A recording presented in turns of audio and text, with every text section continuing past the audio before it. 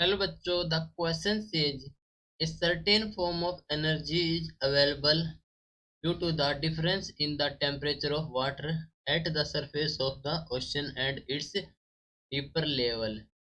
इस क्वेश्चन में हमसे पूछा गया है फर्स्ट में name the form of energy, second में is this energy ultimately derived from the sun और नॉट, एंड थर्ड में पूछा गया explain how this form of energy can be converted into electricity.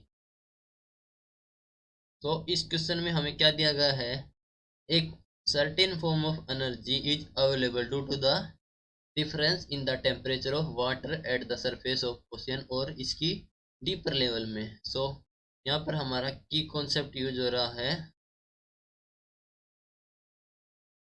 That is OTE। OTE means ocean thermal energy. क्या होती है OCE, ocean thermal energy? क्या होती है? It is the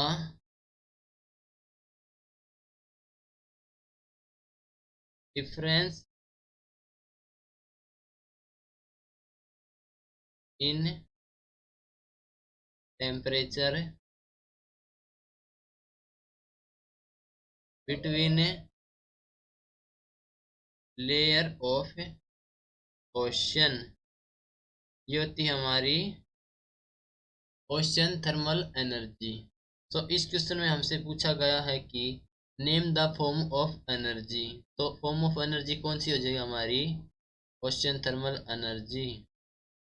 ocean thermal energy, right.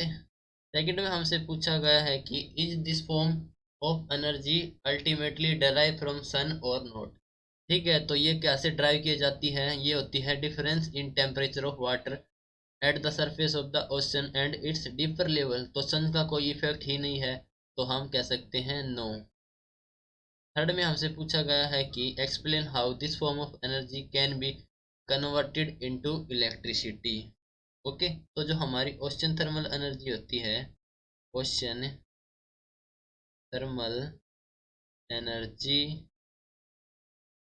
क्या यूज होती है? Is use to generate electricity. Generate electricity in an ocean thermal energy converging energy conversion power plant है, जिसे हम कहते हैं OTEP पावर प्लांट। ठीक है, तो ये जो ओशन थर्मल एनर्जी होती है ये यूज की जाती है टू जनरेट इलेक्ट्रिसिटी। ओके, तो हम कह सकते हैं कि this form of energy can B convert into electricity. Clear? Hope you understood it well. Best of luck. Thank you.